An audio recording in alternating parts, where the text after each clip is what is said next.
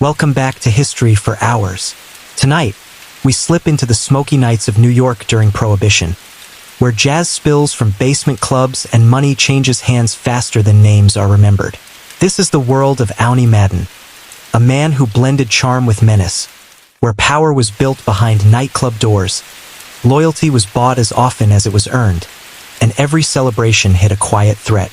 Most people couldn't survive a life like this, not because it was loud or violent, but because it required wearing a smile while always watching the shadows.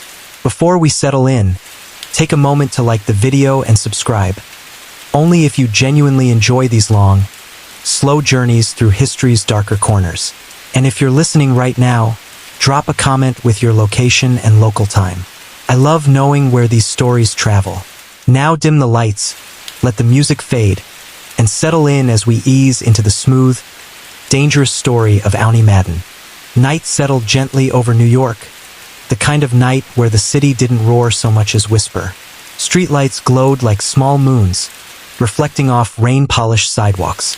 Somewhere far below the steady murmur of traffic, a distant radio played a slow tune that drifted between buildings and into open windows. It was the sort of night that invited stories, the kind that moved at their own pace, unfolding like a long breath. And on a night like this, long ago, a boy named Owney Madden stood at the edge of the East River, hands tucked into the pockets of a coat too thin for the chill, watching the water slide past as if it carried secrets. People would one day know him as Owney Madden, but at that moment he was only a sharp-eyed kid from Hell's Kitchen, absorbing the city like a sponge.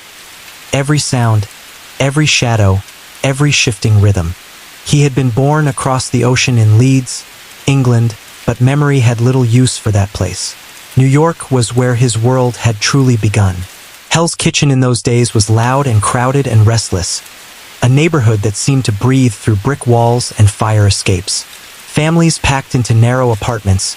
Shopkeepers argued good-naturedly with customers. Children turned alleyways into kingdoms. The streets were classrooms, theaters, and testing grounds all at once. Owney learned early that the city spoke its own language.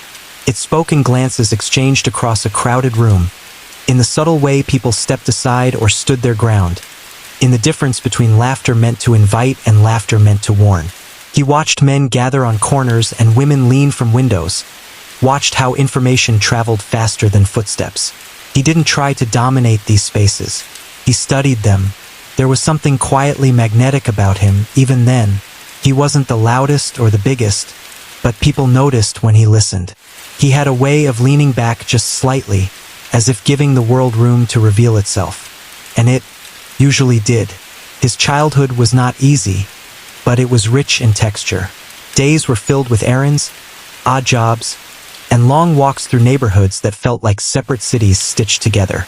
Nights were for stories traded on stoops, for music drifting from saloons, for the hum of voices that never quite went silent. Owney learned that every block had its own personality, every doorway its own history. He began to understand something important. Influence did not always announce itself. Often it moved softly, through favors remembered, through calm words at the right moment, through the ability to bring different kinds of people into the same room and make them comfortable enough to stay. As he grew older, Owney found himself drawn to places where stories gathered. Pool halls, back rooms of cafes, small clubs where laughter mixed with cigarette smoke and music rose like warm air. He didn't rush into these spaces. He drifted in, took a seat, listened.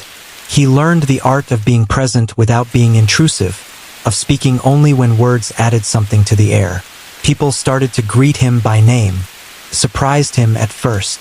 Then he realized why. He remembered faces. He followed up on small promises. He had a knack for connecting one person's need with another person's ability. And he did it without spectacle. Felt natural, like arranging furniture so a room made sense. Owney loved the energy of the city, but he loved patterns even more. He noticed which nights were busiest, which conversations carried weight, which silences meant more than any speech. He watched how moods shifted with the weather, how fortunes rose and fell with a whisper. Where others saw chaos, he saw currents. And he was learning how to move with them. One evening, in a modest cafe glowing amber from its hanging lamps, Owney sat with an older man who had known the neighborhood when horses still outnumbered automobiles. The man spoke of how everything changed, and yet somehow stayed the same. New York, he said, stirring his cup slowly, is like a river. You can fight it or you can learn where it bends. Owney carried that line with him for years. By the time he reached his 20s, he was no longer just observing the city. He was participating in its deeper conversations. He wasn't chasing noise or attention. He gravitated instead toward spaces where plans were discussed, where ideas were exchanged, where people thought not only about tonight but about next year. He became known as someone who could smooth tensions, someone who could host a room so that differences softened and possibilities expanded. He understood that comfort was a kind of power, and that atmosphere could open doors more effectively than force ever could. There were nights when he walked alone, tracing familiar routes through unfamiliar hours, letting the city speak. He would pause on bridges, watching reflections ripple apart and reform, thinking about how easily things could change shape without losing their essence. Those moments gave him clarity. He didn't want to be a passing figure. He wanted to build something that lasted. What that something was, even he couldn't yet fully define. He only knew that he was good at bringing people together, at seeing opportunity where others saw disorder, at turning spaces into centers of gravity. And New York, endlessly complex and endlessly alive, seemed willing to meet him halfway. In time, Owney would step into rooms that carried more consequence, sit at tables where decisions echoed farther. But here, in these early chapters, he was still gathering the raw materials of his life. Observation, patience, connection, and an intuitive understanding of how worlds are quietly shaped. On that riverbank, years after that first boyhood night, he returned again, older now, coat heavier, gaze steadier. The water still moved with the same unhurried confidence. He watched it for a long while, breathing in the damp air, listening to the faraway horns and the closer laughter drifting from a passing group. The city hadn't finished speaking to him, and Owney Madden, always listening, was ready for the next conversation. The city answered Owney's quiet attention in small, almost unnoticeable ways at first. A nod from someone across a crowded room, an empty chair that always seemed to wait for him, an introduction offered without him asking. These were not dramatic moments, but they were meaningful. They told him he was becoming part of the city's inner rhythm, not just another face passing through it. He began spending more time in places where conversations lingered long after cups were emptied. Back rooms of social clubs, late-night cafes, modest lounges where music floated lazily and people spoke more freely as the hours stretched. Owney had a particular talent for setting a tone. When he entered a room, he didn't shift the energy sharply.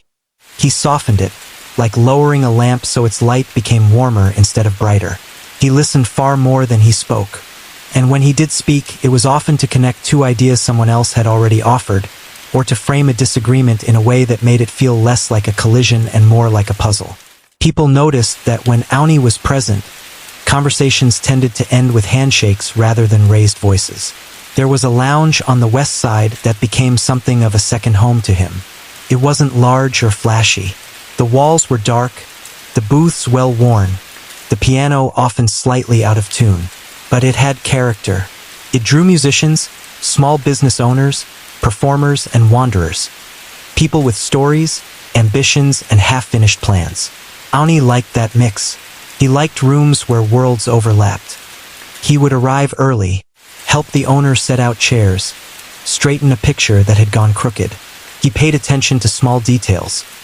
Where drafts slipped in through the door, which corners stayed too dim, how sound traveled. Over time, without ever announcing himself as such, he became part of what made the place work. The owner, a middle-aged man with tired eyes and a generous laugh, once asked him, "You ever think about running a place of your own?" Owney smiled. "Every place teaches you something," he said. "I'm still learning." And he was learning how music could change the mood of an entire room, how the right lighting could make strangers feel like regulars, how the arrangement of tables could invite conversation or protect privacy. He saw how people's guards lowered when they felt seen, welcomed, and unhurried. He also noticed how the city rewarded consistency. When you showed up, when you remembered names, when you handled small matters carefully. Trust, he realized, was built the same way neighborhoods were built, one brick at a time. Outside these warm interiors, New York continued its restless dance. The streets were growing louder, faster. Automobiles multiplied. Theaters glowed brighter. New voices and cultures braided themselves into the city's fabric. It felt like a long inhale, as if the city were preparing to sing a much bigger song. Owney walked through all of it with quiet interest. He watched dockworkers joke at sunrise, chorus girls hurry into stage doors, shopkeepers sweep sidewalks at dusk. He found comfort in these repeating rituals. They reminded him that even the most complex systems relied on simple human habits. There were setbacks, of course. Rooms where conversations turned cold. Partnerships that didn't hold. Evenings that ended with disappointment rather than possibility. But Owney treated these moments as lessons rather than defeats. He would replay them during long walks, considering what had shifted, what he had missed, what could be done differently.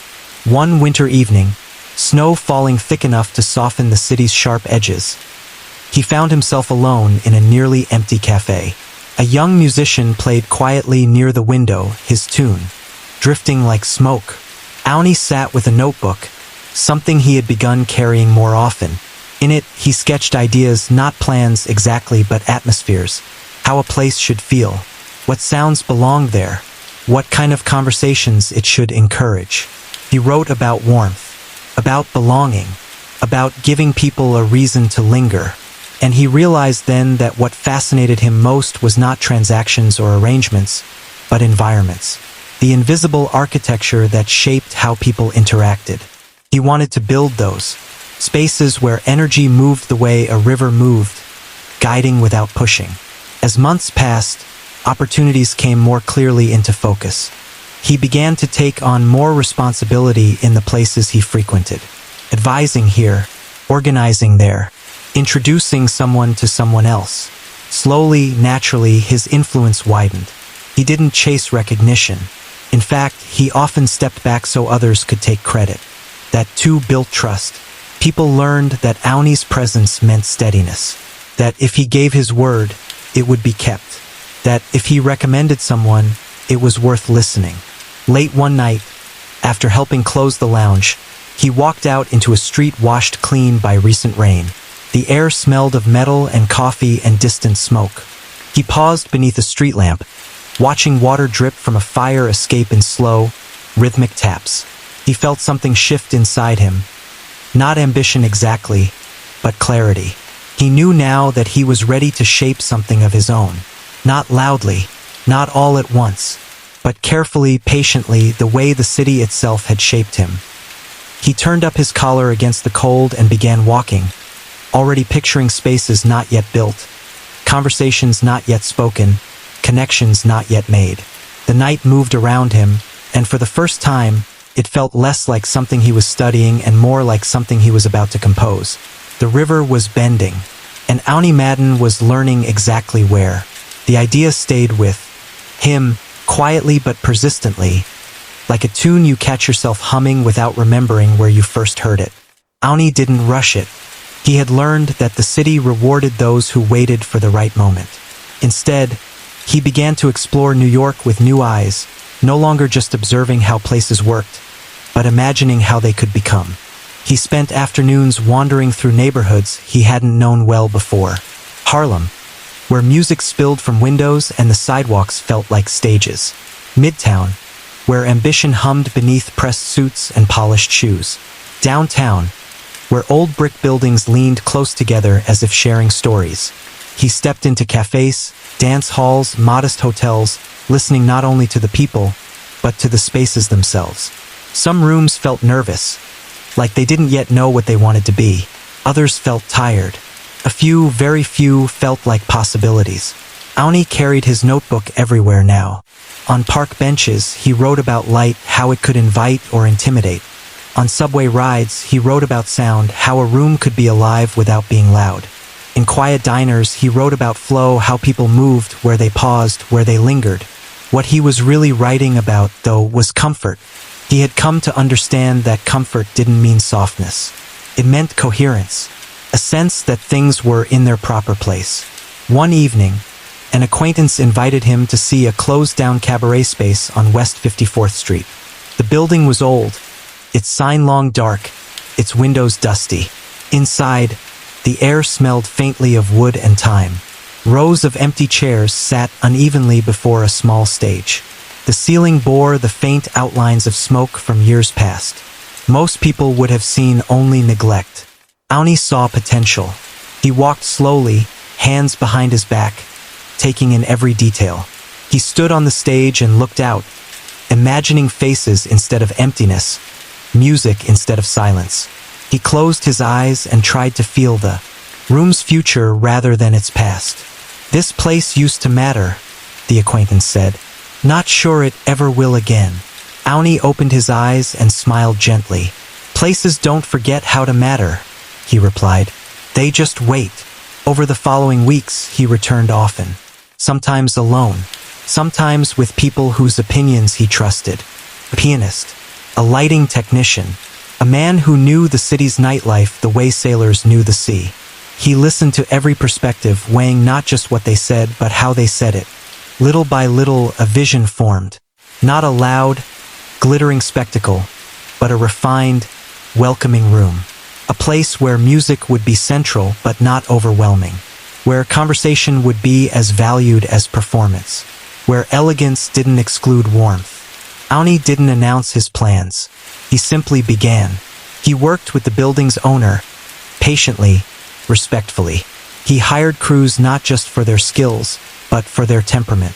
He visited daily as walls were repainted, fixtures replaced, floors restored. He adjusted things constantly, asking for a lamp to be moved, a corner to be softened, a walkway to be widened. People who worked on the space noticed something unusual. He never raised his voice, never dismissed an idea outright. He asked questions instead. "How does this feel? What happens if we change this? What do you notice when you stand here?" They began to care about the room as he did. Owney paid particular attention to the stage. He wanted it close enough to feel intimate, but distinct enough to give performers dignity. He tested acoustics by having musicians play while he walked the room, stopping, listening, adjusting. When he finally sat alone in the finished space one night, lights low, chairs aligned, he felt something settle into place. The room felt ready. Opening night approached without fanfare. There were no grand announcements. Invitations traveled quietly, through conversations, through trust. Musicians mentioned it to other musicians. Performers spoke of it to friends. People who enjoyed good rooms and good company began to show curiosity. On the evening the doors first opened, Owney stood near the entrance, not as a host commanding attention, but as a presence setting a tone. He welcomed people with a nod, a smile, a few words.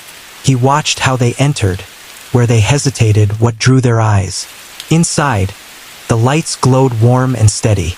The first notes of music floated gently through the space. Conversations began in low, comfortable currents. People leaned toward one another, laughed easily, stayed. Owney didn't move much that night. He observed. He noticed which tables filled first, which corners felt too quiet, which moments felt just right. He spoke with the musicians, thanked the staff, checked small details. Near midnight, he stood at the back of the room and let himself watch without analyzing. The place was alive, not wild, not restrained, simply alive. He felt a quiet satisfaction, not of accomplishment, but of alignment. The room was doing what he had hoped, bringing different worlds together in a way that felt natural. In the weeks that followed, the cabaret became a gentle fixture in the city's nights. Performers spoke of it with affection. Patrons returned with friends.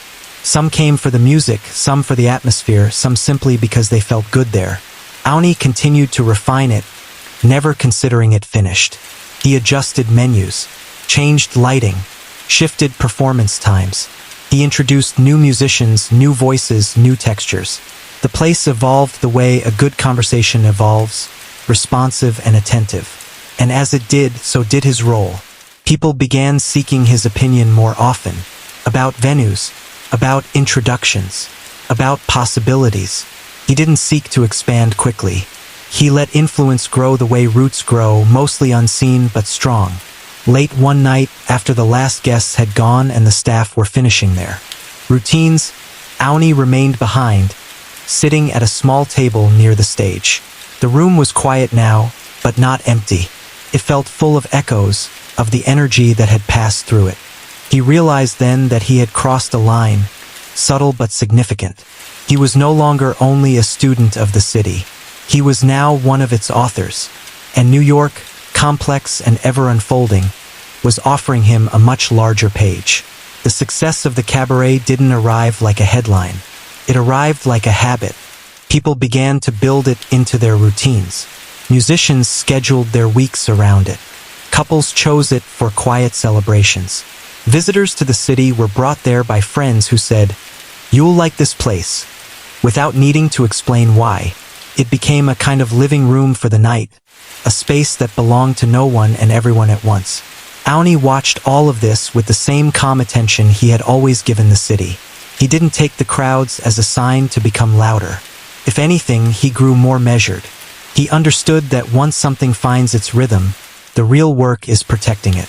He spent long mornings walking through the empty room, listening to the way footsteps sounded on the floor, testing the way light moved as the sun shifted outside. He would sit in different chairs, imagining how the evening felt from each one. Was the stage too distant? Was the corner too dim? Did the music drift or fall flat? Nothing escaped his notice. The staff came to rely on him not just as the man who had shaped the place, but as the one who steadied it. If there was confusion, he clarified. If there was tension, he softened it. If there was an idea, he listened. People felt seen around him, and because of that, they cared more about what they were building together. It wasn't long before conversations started happening there that had little to do with music. Business ideas were sketched on napkins. Creative partnerships were born in half-whispered exchanges between sets. Travelers shared news from other cities. Performers spoke about tours, recordings, ambitions. Owney noticed how easily the room adapted to these layers. It didn't resist them, it absorbed them. He began hosting small gatherings on off nights. Nothing formal, nothing advertised. Just invitations passed quietly. A few musicians, a few entrepreneurs, a few people who seemed to be standing at interesting crossroads. He provided the space, the atmosphere, and then stepped back, letting connections form naturally. Those nights fascinated him. He would stand at the edge of the room, drink in hand, listening to overlapping conversations, watching how ideas bounced, merged, transformed. He saw the same patterns he had once observed on street corners and in cafes, now unfolding within a world he had helped create. Influence, he realized, was often a matter of architecture. The better the room, the better the conversations. The better the conversations, the more meaningful the outcomes. As months turned into years, Owney's name began circulating more widely, but always in a certain tone. People spoke of him not with excitement, but with assurance. Talk to Owney. Owney will know. If Owney's involved, it'll be handled right. He never corrected anyone. He never encouraged the talk. He simply continued to show up, to listen, to connect, to refine. Opportunities expanded. He was invited to consult on other venues, to help reshape struggling spaces, to advise on projects that needed not just funding or promotion, but coherence. He chose carefully, guided not by size or profit, but by whether something felt aligned. Some projects he declined with gentle words. Others he took on quietly, bringing the same principles he had used before. Patience, atmosphere, respect for the unseen currents that made places succeed or fail. And through it all, he remained deeply rooted in New York. He walked its streets often alone, especially late at night when the city seemed to exhale. He would pass glowing windows and darkened storefronts, listening to snippets of music, laughter, distant arguments, passing trains. He never tired of it. The city was still his greatest teacher. One night, crossing Times Square when the lights were at their brightest and the crowds thickest, He stopped in the middle of the flow and looked around. Faces from everywhere, languages overlapping, dreams brushing past one another in every direction. He felt again that boy by the river, hands in his pockets, watching movement and sensing meaning beneath it. The difference now was that he wasn't only watching. He was shaping. Back at the cabaret later that night, he found a young singer sitting alone on the edge of the stage, humming softly, nervous about an upcoming performance, unsure if she belonged in a city that seemed so large so fast. Owney sat a few seats away, not crowding her. "Rooms don't decide who belongs in them," he said gently. "People do, and people decide that by how you make them feel." She looked at him, uncertain. "Just sing the way you breathe," he continued. "If it's honest, the room will follow." She smiled, a little steadier. Moments like that mattered to him more than any crowded night. They reminded him that behind every plan, every environment, every connection, there were individuals searching for their place within it. And he had become, in his own quiet way, someone who helped make space. As the music rose and the room filled again, Owney took his usual position near the back, eyes moving gently from table to table, stage to doorway, detail to detail. The cabaret glowed. The conversations flowed. The city listened. And somewhere within its endless motion, Owney Madden continued writing. Not with ink, but with atmosphere, with attention, with the subtle art of bringing people into the same rhythm. The seasons moved through the city the way moods moved through a room. Summer arrived with open windows and late sunsets, music drifting farther into the streets. Autumn followed with its burnished light and quieter evenings, when people leaned closer to one another and conversations deepened. Through it all, the cabaret remained steady, adapting without losing itself, like a familiar melody played in different keys. Owney found that his days were now divided between presence and preparation. There were hours spent inside the room, greeting guests, listening to performers rehearse, sensing the invisible balance that kept everything flowing. And there were hours outside it, walking the city, meeting with people, sitting in quiet corners of cafes where ideas were exchanged as softly as sugar packets. He had become, without ever announcing it, someone others trusted with their questions. A restaurant owner unsure why his place felt empty even when it was full. A promoter with 3 good acts and no clear direction. A young manager overwhelmed by growth. They came not because Owney promised answers, but because he offered clarity. He didn't tell people what to do. He helped them see what was already happening. Often, his advice took the form of a story. He would speak about a room he once knew that failed not because of poor food or weak talent, but because it never decided what it wanted to feel like. Or about another that succeeded simply because it understood its own pace. He talked about listening to spaces the way one listens to people, without interrupting, without forcing. And people listened to him. What surprised Owney most was how much he still learned in return. Every conversation revealed another angle of the city, another way ambition could express itself, another way fear disguised itself as urgency. He began to keep a second notebook, this one filled not with plans, but with observations about human nature, about how easily people rushed past their own instincts, about how often they already knew what they needed, but waited for permission to trust it. Some nights, after the cabaret closed and the staff had gone, he would sit alone in the half-light, reading back through those notes. He saw patterns forming. He saw himself forming. There were evenings when the room felt almost like a living thing. A packed house, music rising and falling, laughter cresting, quiet conversations blooming at the edges. On those nights, Owney barely moved. He stood where he could see everything and let the atmosphere speak. He felt proud, but not in a way that swelled. It grounded him. It reminded him of responsibility, because with influence came a new awareness. Small changes could ripple far. A recommendation here, an introduction there, a decision about what kind of voices to elevate. He understood that every choice shaped not only outcomes but culture. So he chose slowly.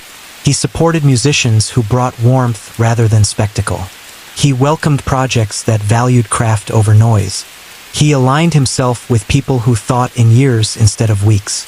It wasn't a strategy so much as a sensibility. One afternoon, he accepted an invitation to visit a newly opened venue downtown. The owner was eager, energetic, already talking about expansion. The place was impressive, sleek lines, bright lights, an immaculate bar. But as Owney walked through it, something felt unsettled. The room was full of features, but thin on identity. They sat at a table near the stage. "What do you think?" the owner asked. Owney took his time before answering. He listened to the hum of the room, the clink of glasses, the way voices bounced oddly off the walls. "I think," he said gently, "you've built a place to impress. Now you need to decide who you want to invite." The owner frowned slightly. "A room can do many things," Owney continued, "but it can't do all of them at once. The more clearly it knows itself, the more clearly people will know how to be in it." They spoke for over an hour, about audiences, about intention, about the difference between attention and connection. When Owney finally left, the owner walked him to the door, quieter than before, thoughtful.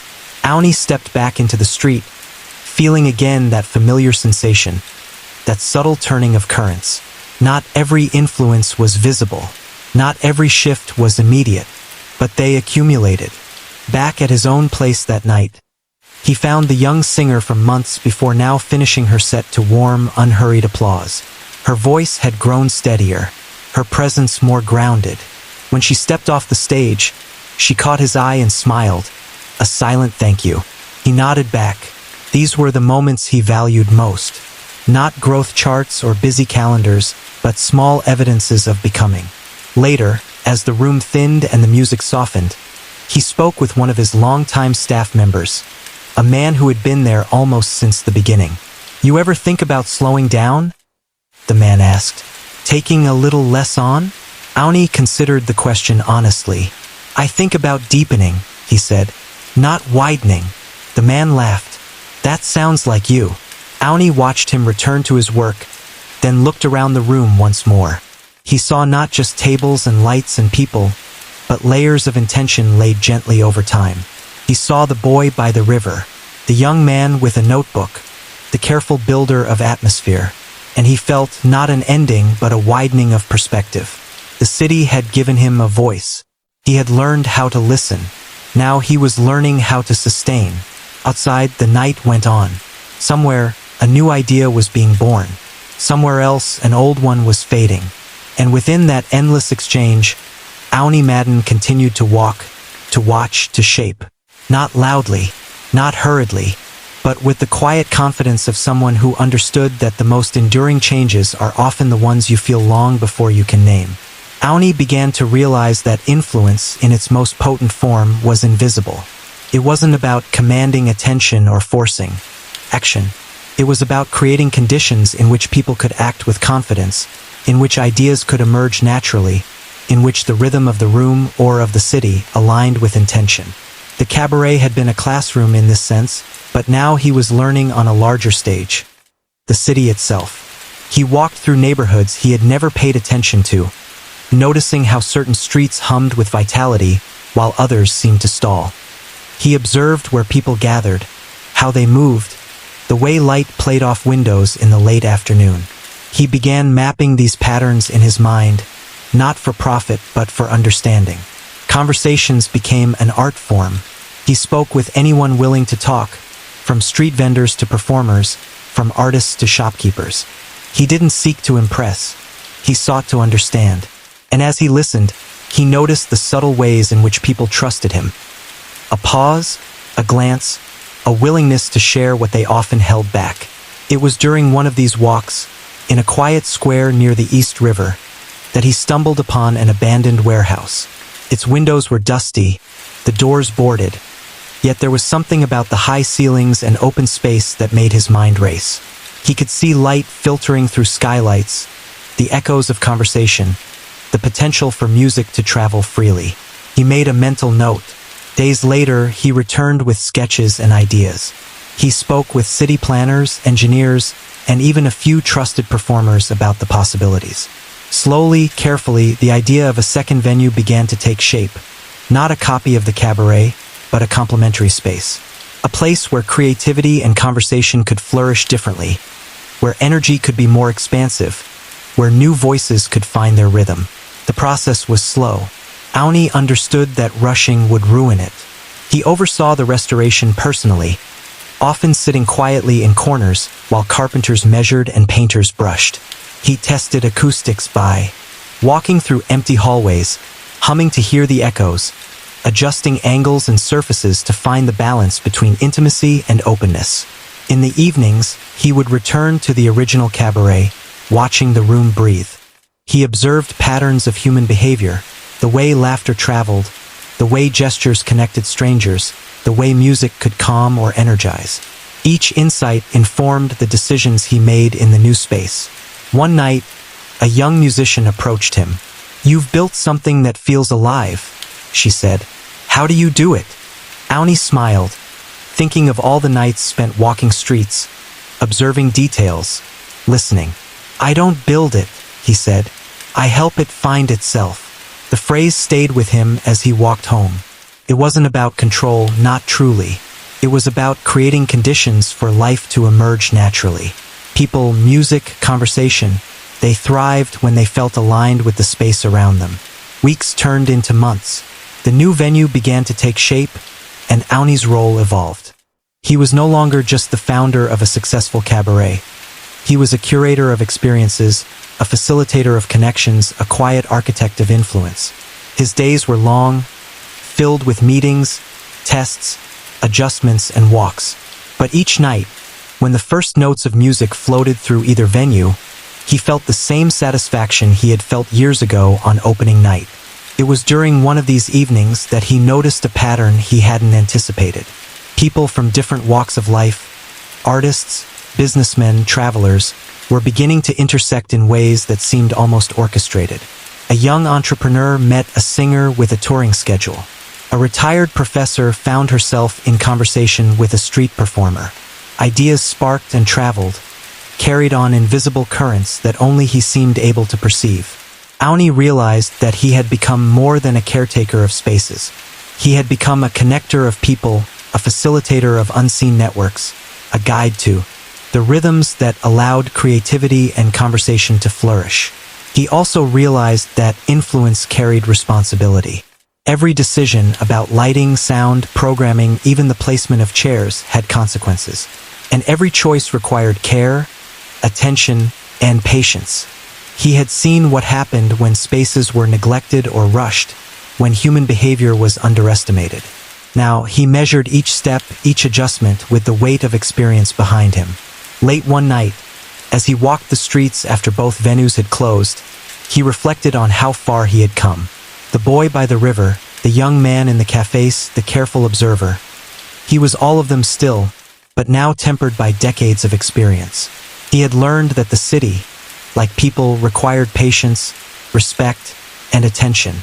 That influence was most powerful when invisible, when subtle, when it allowed others to shine. And yet, as he passed familiar streets and unseen corners, he also recognized that his work was never complete. Every room could be improved. Every conversation could be enhanced. Every interaction could be more aligned. There was always more to learn, more to observe, more to shape. The city continued to pulse around him, indifferent yet responsive to those who paid attention. Owney knew that the night would continue, that music and conversation would carry on, and that somewhere in the interplay of light, sound, and presence, he had found his rhythm. And for the first time, he understood fully that the life he had built wasn't about fame or money or recognition. It was about alignment between spaces, people, and possibilities. It was about creating conditions for life to unfold, naturally, beautifully, and enduringly. Owney's evenings grew richer, not because of noise or crowds, but because of layers of meaning that unfolded quietly, like a melody waiting to be noticed. By now, he had learned to recognize the subtleties that distinguished a good night from a memorable one. The slight shift in lighting, the way a performer breathed into a phrase, the interaction between tables, it all mattered. It all contributed to the invisible rhythm he had spent decades cultivating. The new venue had opened months ago, and it was evolving in ways that thrilled him. The first cabaret had taught him the language of intimacy and attention.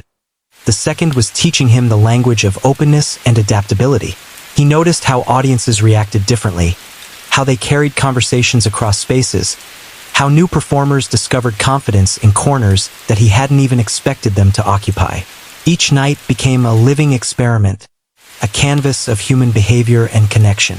Owney would often move through the crowd unnoticed, watching faces, listening to tones, measuring moments. A young poet reading aloud might pause mid-verse, nervous, but the room held its breath in anticipation rather than judgment. A trio of musicians tried an unusual arrangement, and laughter and applause followed without him prompting it. He understood that success here wasn't engineered. It was nurtured. It wasn't only the people who changed him. The city itself continued to teach him lessons. Walking through neighborhoods, he would notice subtle patterns of life. How markets opened and closed, how children played, how elders observed. There was a rhythm to everything, and understanding it required patience. He realized that the rhythms of people were not separate from the rhythms of space. They were reflections of each other. One evening, after both venues had quieted, Owney found himself speaking with an older jazz musician who had been performing for decades, but had never felt fully seen. The man sat at the edge of the stage, tapping a slow rhythm on the wood. Owney approached and simply listened. After some time, he offered a few observations, not commands, not corrections, just reflections on how the room received the music. The musician nodded thoughtfully. "Most people would tell me what to play," he said. "You're showing me what they feel instead." Owney smiled. That was the essence of his philosophy. Attention, not control.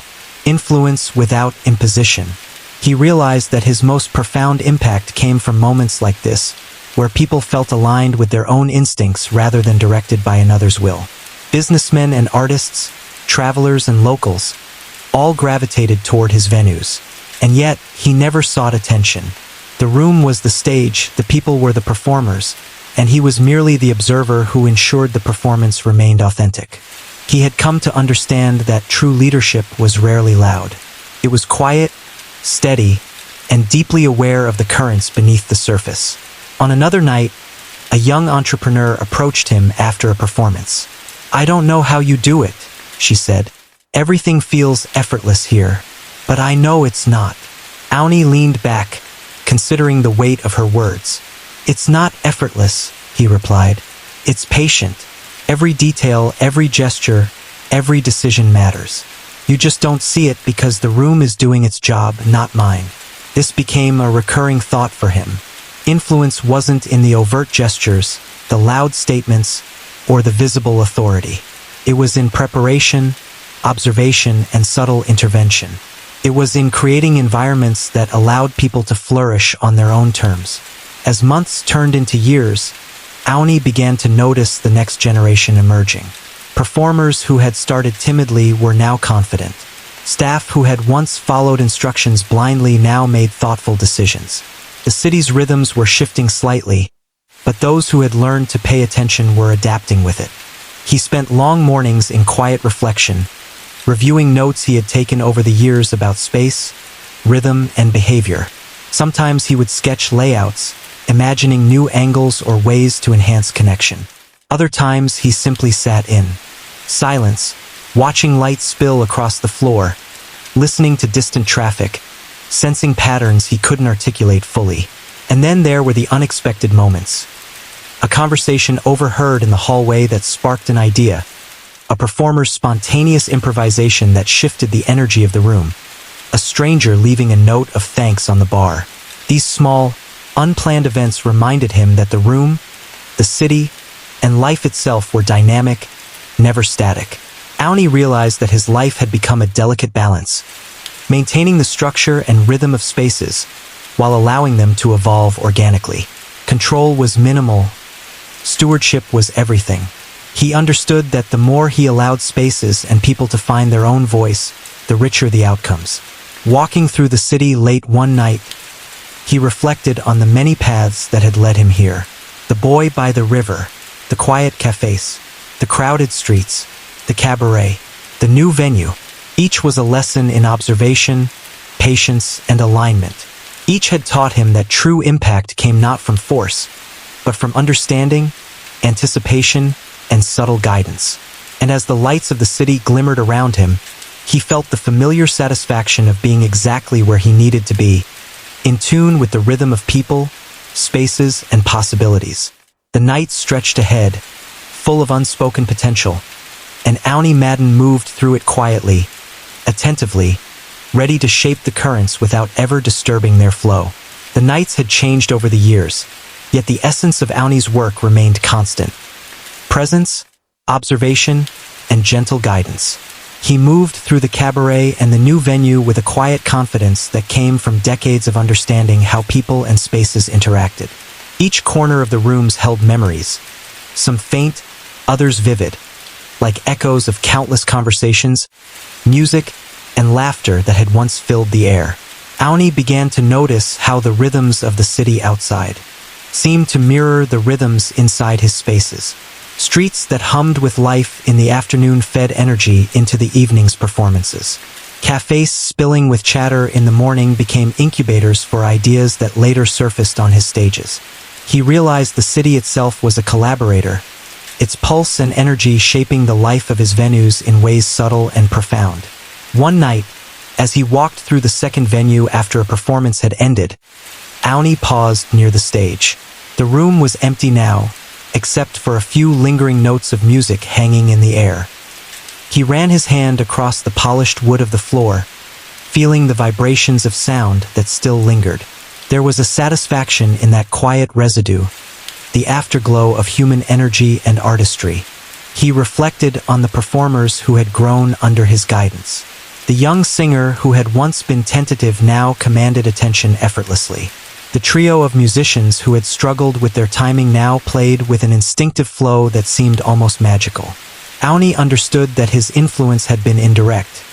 He had shaped conditions rather than imposed direction. That subtlety was what allowed people to flourish authentically.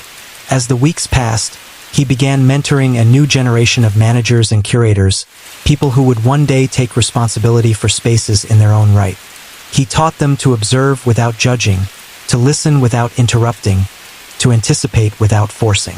These lessons were not about authority, but about cultivating a sensibility that recognized the interplay between people, space, and time. One afternoon, a young artist approached him with an unusual request: to host an experimental performance that challenged traditional notions of music and movement. The idea was unconventional, and many would have dismissed it as risky. Owney listened carefully, asking questions, understanding the intent, and then simply said, "The room will tell you if it's ready." That evening, as the performance unfolded, he watched quietly from the back. The space seemed to breathe with the performers, the audience responding intuitively to the ebb and flow. There were moments of tension, of uncertainty, but they resolved naturally, creating a beauty that could not have been predicted. Owney smiled. This was why he did what he did, to create environments where possibility could manifest without being forced. Outside the venues, the city continued to evolve. New neighborhoods emerged, older ones transformed, and yet the patterns he had observed for decades persisted in subtle ways. Owney began taking longer walks through less familiar areas, noticing how energy and movement shifted across different communities. He realized that the lessons of space and rhythm applied beyond his venues.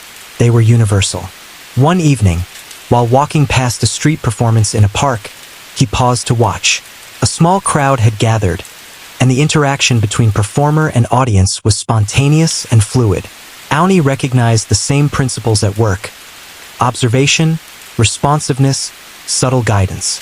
The difference was that here, the room was the city itself, and the performance unfolded without any formal orchestration. Back at his cabaret, he began incorporating some of these observations into his work. Lighting became more dynamic, responding to the natural rhythms of the evening. Seating arrangements were subtly altered to encourage different types of interaction. Programming was adapted to reflect the changing energy of the city, rather than following a rigid schedule. These changes were almost imperceptible to the casual observer, but they deepened the experience for those who participated.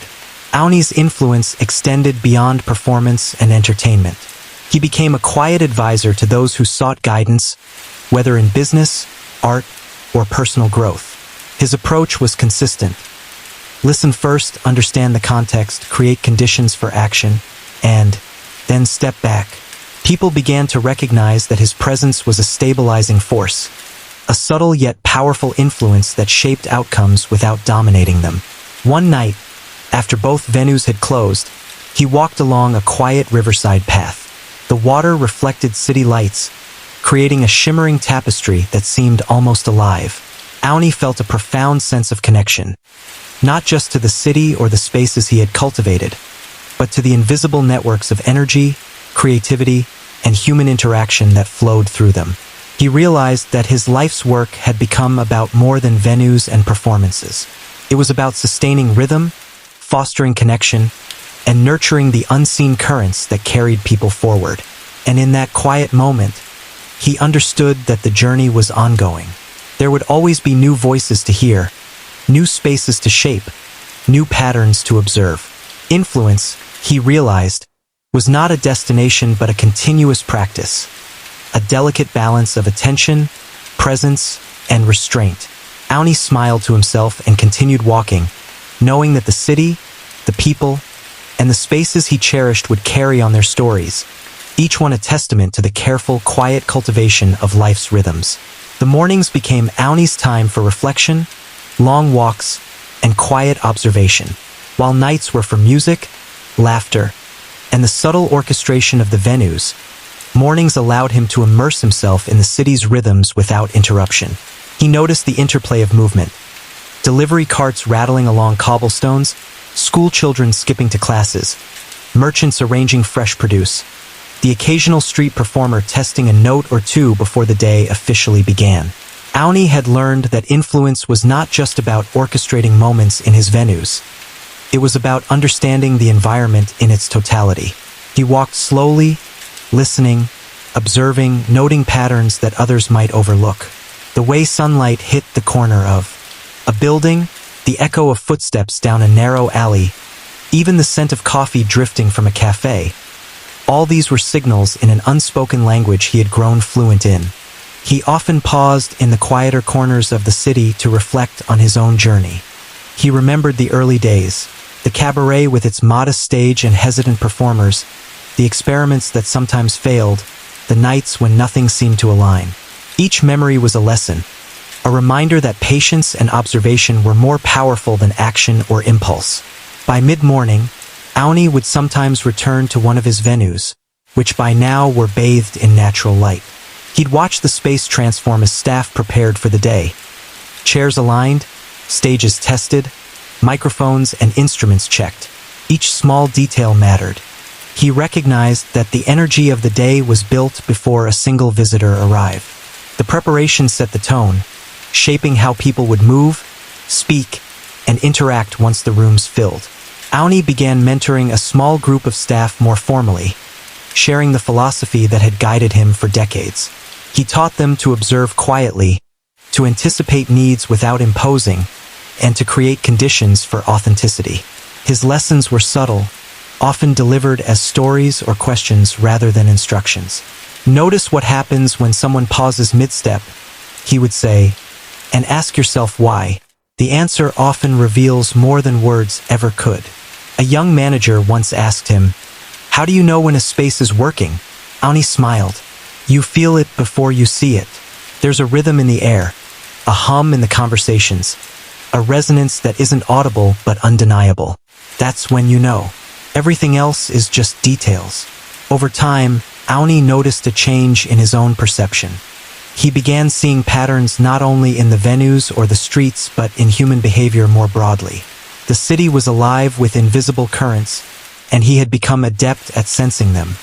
The subtle shifts, in tone, posture, or gaze that revealed more than words could. One afternoon, a small troupe of performers approached him with a bold idea, a collaborative performance that would span both venues, connecting them through simultaneous storytelling, music, and movement. It was complex, even risky, but Owney saw the potential immediately. He agreed not because he had to, but because the conditions were right. In the weeks that followed, rehearsals began. The performers were nervous, the staff unsure how to coordinate, and the audience expectations unpredictable.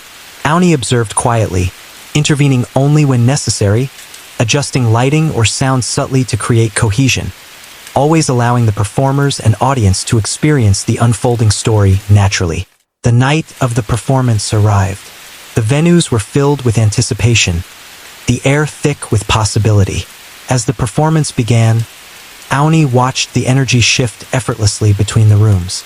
Conversations, laughter, music, and movement intertwined, creating an experience that seemed spontaneous yet perfectly balanced. The audience felt present, engaged, and part of something larger than themselves. When the final note faded, silence hung for a moment before applause erupted. Owney felt a familiar sense of satisfaction, not pride, but understanding. This was the culmination of decades of observation, experimentation, and patient cultivation. The venues, the performers, the audience, and the city itself had aligned in harmony, producing something that no single person could have created alone. Later, walking home through the quiet streets, Owney reflected on the journey. He had started as a young man with curiosity and patience, learning the subtle art of influence and alignment. Over the years, he had cultivated spaces, guided performers, and observed countless interactions. He realized that his true contribution was not in controlling or directing, but in creating conditions for life, energy, and creativity to flourish on their own terms. The city around him seemed alive with potential, each corner, alley, and open square offering opportunities for connection, learning, and growth. Owney understood that his work was never complete. It was an ongoing practice of attention, presence, and patience. Influence, he reflected, was not about domination. It was about harmony, alignment, and the careful orchestration of unseen currents. He paused by the riverside, watching the reflection of lights shimmer on the water. For a moment, he let himself breathe fully, aware of the pulse of the city, the rhythm of people, and the spaces he had nurtured.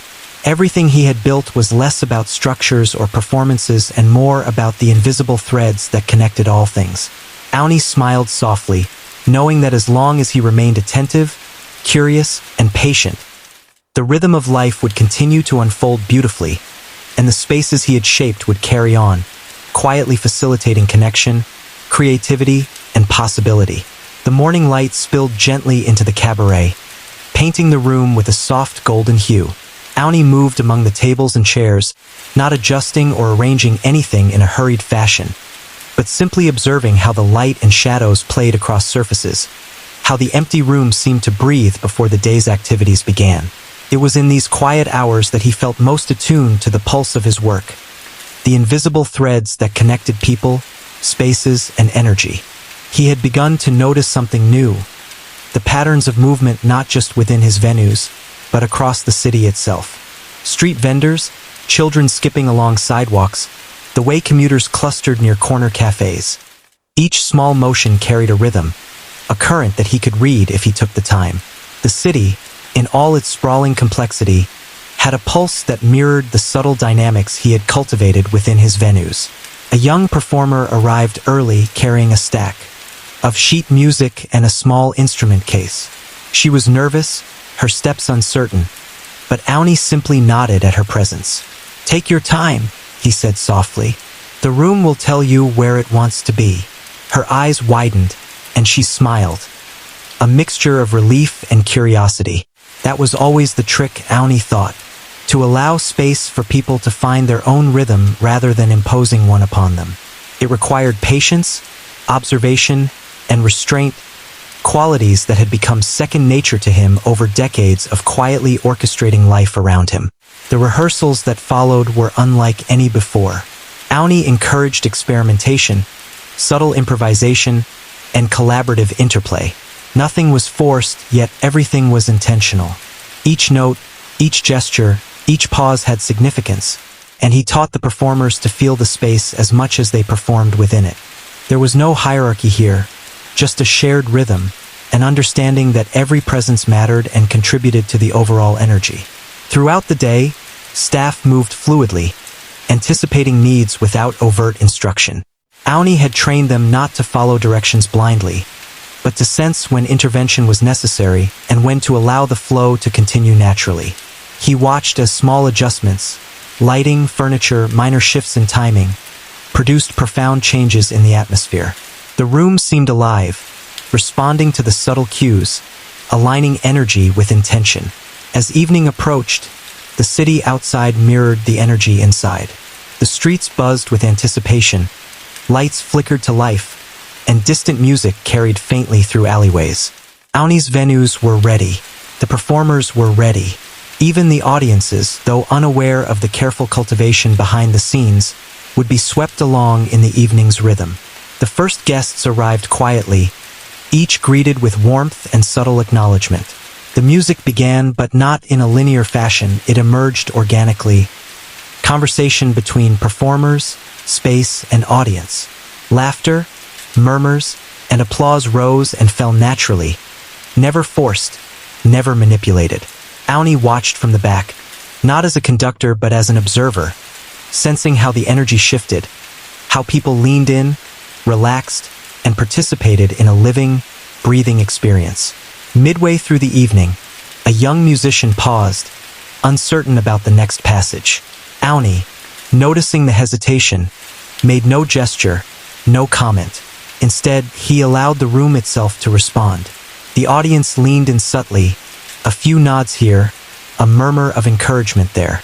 The musician resumed, now with confidence, guided not by instruction but by the invisible alignment of energy and attention around her. It was in moments like this that Owney realized the depth of what he had been cultivating all these years. Influence was not a matter of power, direction, or authority. It was the quiet, patient orchestration of conditions that allowed people to flourish on their own. Each person, each note, each gesture became part of a larger pattern, a tapestry woven from attention, care, and intuition. By the end of the evening, the room was still vibrating with life. Conversations lingered, hands clutched drinks a moment longer, and eyes met across tables in shared acknowledgement of something intangible but deeply felt. Owney walked through the room slowly, silently observing, sensing, and absorbing. He understood that this was the culmination of years of quiet work. Not the visible architecture, not the formal performances, but the invisible currents he had nurtured, guiding without controlling. After the last guest left and the doors were locked, he remained in the room, alone, feeling the residue of energy that clung to surfaces and corners. He thought about how spaces, people, and time intertwined, how patience and attention could shape outcomes without visible imposition. It was not something he could teach directly. It could only be felt, observed, and practiced. Owney finally stepped outside, the night crisp and quiet, the city lights reflected in the river nearby.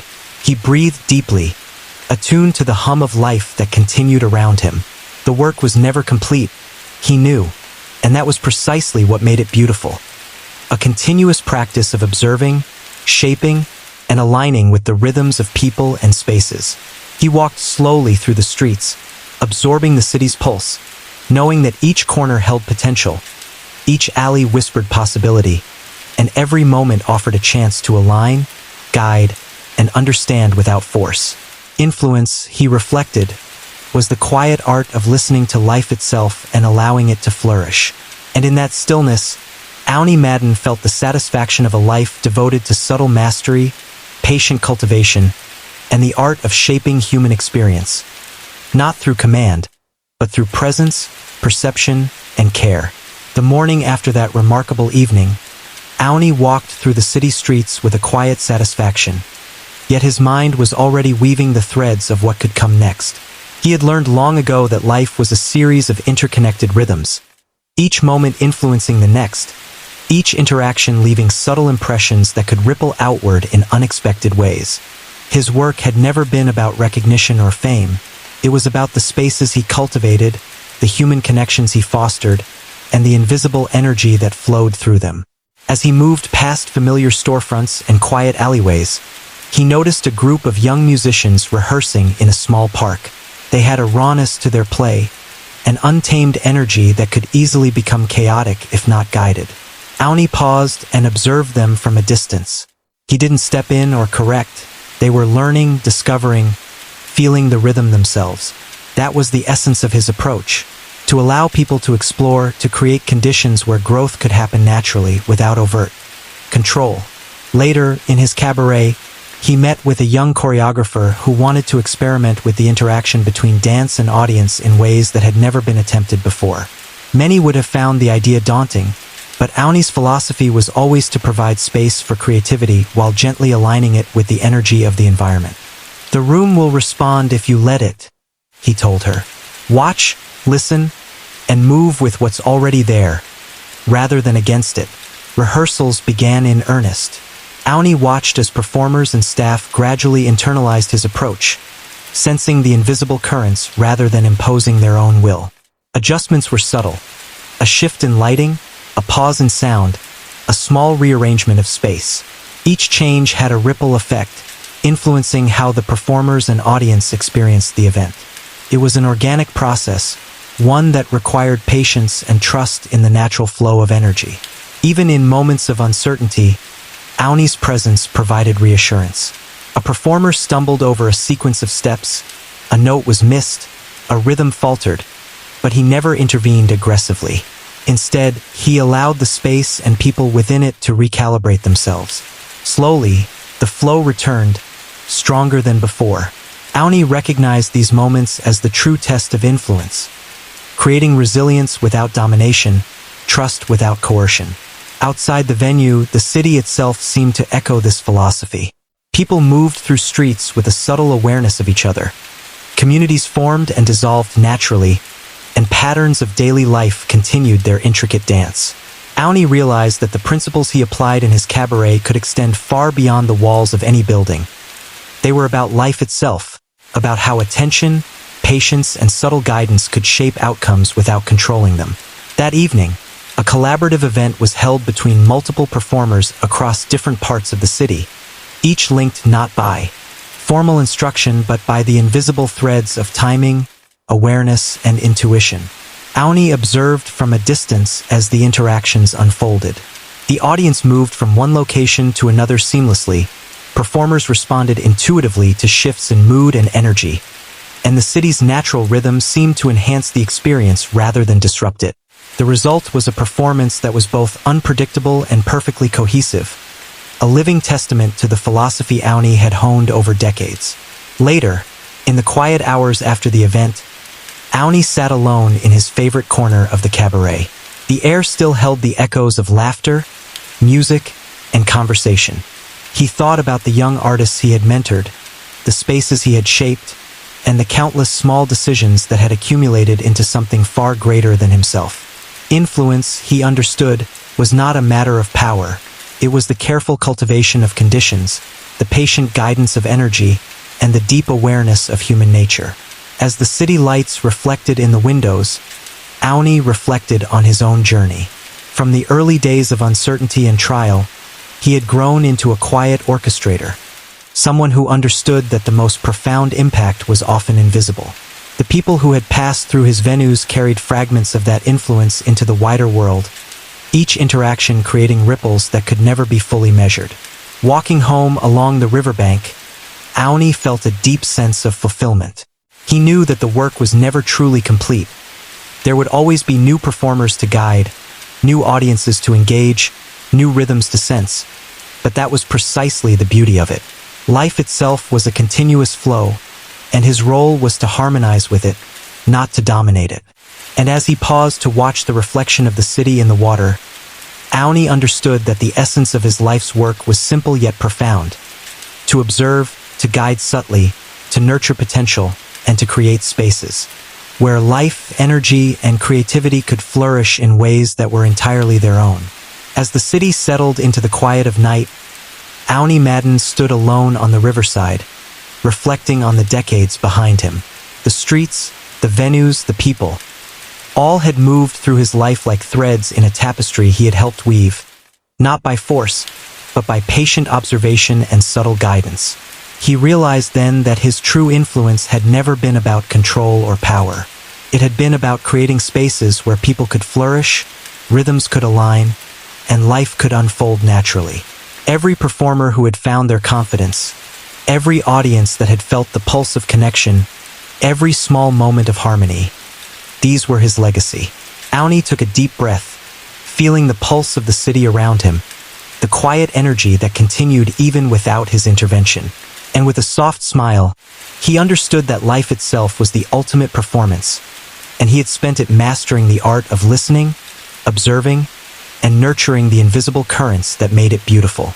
The city hummed softly, alive with possibility, and Owney walked home, content in the knowledge that influence, when wielded with patience, care, and subtlety, could shape the world in ways far greater than any single action ever could. The story ends here, not with fanfare, but with quiet fulfillment, the mark of a life spent harmonizing with the flow of people, spaces, and time itself.